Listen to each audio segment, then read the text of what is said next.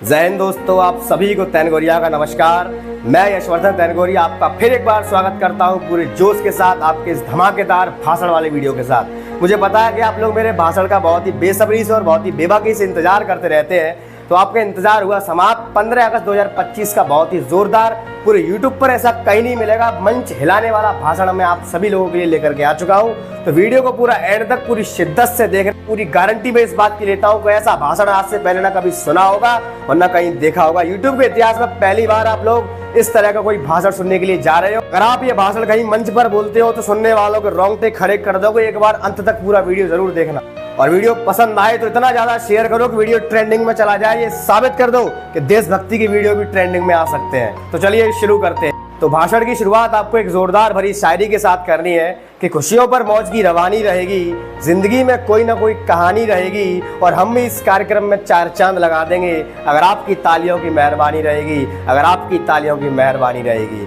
तो एक बार जोरदार तालियां बजा दीजिए भारतीय तिरंगे के सम्मान में। माननीय मुख्य अतिथि, आदरणीय शिक्षकगण और मेरे प्यारे देशवासियों, एक बार पुनः मेरी तरफ से आप सभी लोगों को स्वतंत्रता दिवस की बहुत बहुत शुभकामनाएं। तो आज के इस शुभ अवसर पर अपने शब्दों के माध्यम से आज़ादी के उस खौफनाक मंजर को एक बार पुनः याद दिलाने जा रहा हूँ। तो बीच बीच में तालियों की गड़गड़ाहट के साथ मेरा प्रोत्साहन और उन वीर सपूतों के प्रति सम्मान जाहिर करते रहिएगा। तो इन 2 पंक्तियों को अपने देश को समर्पित करते हुए अपनी बात की शुरुआत करता हूँ।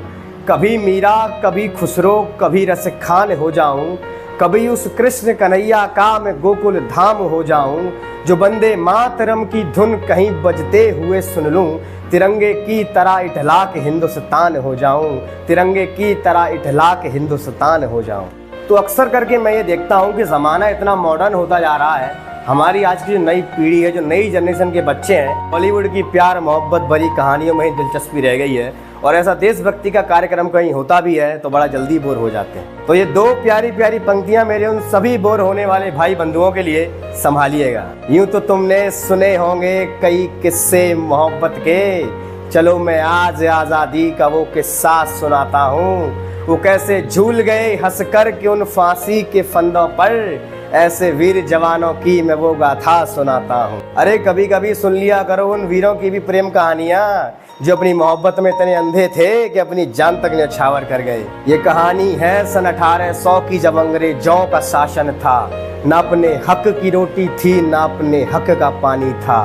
करते थे जुल्म हम सब पे वो एक साथ मिल कर के, अपने हक की वो आवाज कौन उठाने वाला था। तो सन 1800 से शुरू हुई थी एक कहानी, जब ब्रिटिश सरकार की गिद्ध जैसी नजर हमारे सोने की चिड़िया हमारे भारत देश पर पड़ गई। ब्रिटिश की राजशाही ने व्यापार के लिए भारत में ईस्ट इंडिया कंपनी की स्थापना करी। ये कंपनी बनाई तो व्यापार के लिए गई थी, लेकिन धीरे धीरे इस कंपनी ने अपने पंख फसारना शुरू कर दिया था, और देखते ही देखते सन 1857 तक पूरे भारत देश पर ब्रिटिश सरकार का कब्जा हो गया, और किसी में भी अंग्रेजी हुकूमत के खिलाफ आवाज उठाने तक की हिम्मत नहीं थी। इसके बाद 19 मार्च सन 1857 को एक घटना घटी, जिसने अंग्रेजों के खिलाफ विद्रोह की पहली चिंगारी को पैदा कर दिया, और उस शख्सियत का नाम था मंगल पांडे।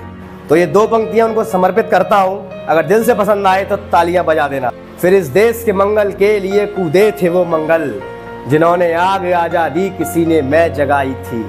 पसरा था सन्नाटा उस अंधेरे काले जंगल में, जब एक शख्स ने उम्मीदों की वो मशाल जलाई थी। मंगल पांडे के इस विद्रोह से अंग्रेज आग बबूला हो गए और उन्हें फांसी पर चढ़ा दिया गया, लेकिन शायद उनको ये नहीं पता था कि अब क्या होने वाला है। तो ये 2 लाइनें पेश करता हूँ, संभालिएगा। चढ़ा के फांसी पर हमारे देश के नायक को, सोचा एक को मार करके हमने डरा दिया सबको। क्या पता था उन मूर्खों को अब सब में रवानी है, ये तो बस एक ट्रेलर था, बाकी पूरी कहानी है। फिर ये सिलसिला यूं ही कहाँ रुकने वाला था। आग तो लग चुकी थी, और ये आग पहुंची एक ऐसी शख्सियत के पास जिसने महज 23 वर्ष की आयु में ही अंग्रेजों के छक्के छुड़ा दिए थे। तो ये 2 पंक्तियां समर्पित करता हूँ, संभालिएगा। फिर हो गया आगाज उस नारी की शक्ति का, जिसने उड़ा दिया खरपच्चा अंग्रेजों की खोपड़ी का। चमक उठी सन 57, वो तलवार पुरानी थी, खूब लड़ी मर्दानी, वो तो झांसी वाली रानी थी। फिर वर्ष 1885 में आज़ादी की लड़ाई में एक अहम पड़ाव आया। जब देश में एक राजनीतिक इकाई का गठन हुआ और उस इकाई का नाम था भारतीय राष्ट्रीय कांग्रेस। इसके बाद हिंदुस्तान में 20वीं सदी का आरंभ स्वदेशी आंदोलन के साथ हुआ और इस आंदोलन की शुरुआत भी बंगाल से ही हुई। तो इन 2 लाइनों के माध्यम से बताना चाहूंगा, साल 1900 में हुआ स्वदेशी आंदोलन, जब टाटा गंगाधर ने ये आवाज उठाई थी, निकाल कर फेंक दो अपने घरों से विलायत की चीजों को, तुम अपने देश को अपनाओ, तुम अपने वेश को अपनाओ। लेकिन आप आज भी अपने देश की देसी चीजों को छोड़ करके विदेशी चीजों पर मरते हो।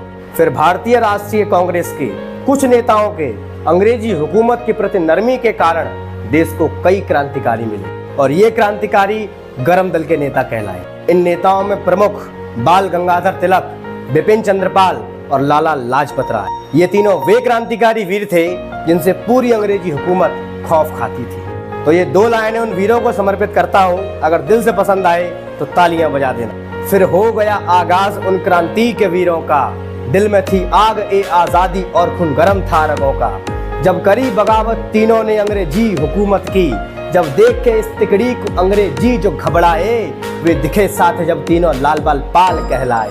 इसके बाद आजादी के इस आंदोलन में वर्ष 1915 में एक अहम पड़ाव तब आया जब शांति और अहिंसा के ताकतवर हथियार के साथ एक शख्स दक्षिण अफ्रीका से अपने वतन भारत लौटा। और वो शख्स किसी पहचान का मोहताज नहीं है। आप में से काफी सारे लोग समझ चुके हैं मैं किसकी बात कर रहा हूं। फिर आ गया भारत, वो हथियार जो वैसे तो अहिंसावादी था पर कार्य थे उसके असाधारण और नाम महात्मा गांधी था। छिड़ गए सत्याग्रह आंदोलन उस जुनून ए आजादी के, गांधी संग क्रांति वीरों ने जब ये आवाज उठाई थी, रहेंगे दिलाकर आजादी हम अपनी भारत माता को, नहीं फिक्र थी जीवन की अपने उन वीर जवानों को। फिर इस क्रांतिकारी आंदोलन का दूसरा चरण साल 1924 से 1934 के बीच आया, जब आए वे क्रांतिकारी जो युवाओं के दिलों की धड़कन बन गए। तो ये 2 लाइनें पेश करता हूँ, अगर रगों में जोश भर दे तो जोरदार तालियां बजा देना। गरज उठे गगन सारा, समुंदर छोड़े अपना किनारा, हिल जाए जहान सारा, जब गूंजे इंकलाब का नारा। मैं आजाद था, आजाद हूँ और आजाद ही रहूंगा, इंकलाब जिंदाबाद। फिर आया वो शेर जिसने खेली थी खून की होलियां, साथ थे उसके भगत सिंह और खूब चली थी गोलियां। जी हाँ दर्शकों, आप समझ चुके हैं मैं किसकी बात कर रहा हूँ और उस शख्सियत का नाम था one and only Chandrashekhar Azad. और उसकी टोली में शामिल थे भगत सिंह, बिस्मिल, सुखदेव और राजगुरु। इन सभी के डर से अंग्रेजों की बोलती बंद रहती थी और अंग्रेजों ने अपनी मृत्यु के भय से उन तीनों को पकड़ लिया और फांसी का ऑर्डर दे दिया ऑर्डर फांसी पर उन तीनों को चढ़ाने का, मौत के डर को अपने मन से कुछ ही दूर भगाने का।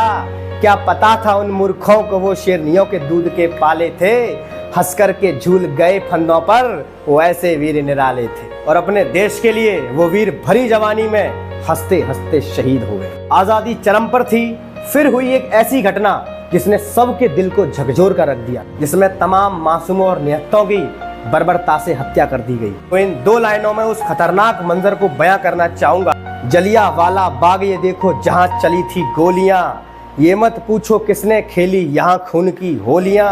एक तरफ थी बंदूकें और एक तरफ थी टोलियां, मरने वाले बोल रहे थे इंकलाब की बोलियां। वो दिन सभी भारतीयों के लिए बहुत काला दिन था। उन बेचारे निहत्ते मासूमों की क्या गलती थी? ना बच्चा दिखा गया, ना बूढ़ा देखा गया, बस सबको एक तरफ से गोलियों से भून डाला गया और एक बड़ी तादाद में बहुत से निहत्ते मासूम लोगों ने अपनी जानें गंवाई थी। फिर आए वो शख्स जिनके बिना ये आजादी का किस्सा एकदम अधूरा है। तुम मुझे खून दो, मैं तुम्हें आजादी दूंगा। जी हाँ दर्शकों, मैं बात कर रहा हूँ one and only Subhash Chandra Bose, जिन्होंने अपने पराक्रम के बल पर अंग्रेजों को धूल चटाई थी। इतने क्रांतिकारियों के विद्रोह के बाद, सैकड़ों आंदोलनों के बाद धीरे धीरे फिर अंग्रेजी हुकूमत ने भी भारत को आजाद करने का मन बना लिया था। फिर आ गया वो दिन भारत माँ को सुराई दिलाने का, सन 1947 को कुछ ही खास बनाने का। रंग लाई वो मेहनत अपने उन वीर सपूतों की, आखिर मिल ही गई आजादी पूरे फक्र से हमको जीने की। और आज हम और आप इस खुली हवा में चैन की सांस ले पा रहे हैं। तो भूल न जाना वो संघर्ष उन वीरों के बलिदानों को, तो भूल न जाना वो संघर्ष उन वीरों के बलिदानों को। आओ झुककर नमन करें उन क्रांतिकारी जवानों को। मुझे पता है कि अभी ऐसे बहुत से महान शख्सियत रह गए हैं जिनके नाम मैं इस वीडियो में नहीं ले पाया हूँ, तो आइए मेरे साथ एक बार पुनः उन सभी वीर सपूतों को नमन करते हैं जिनके नाम मैं इस वीडियो में नहीं ले पाया। आओ झुककर नमन करें उनको जिनके हिस्से में ये मुकाम आता है। आओ झुककर नमन करें उनको जिनके हिस्से में ये मुकाम आता है। बड़ा खुशनसीब होता है वो खून जो देश के काम आता है। और इसी के साथ मैं यशवर्धन तैनगोरिया अपनी वाणी को विराम देता हूँ।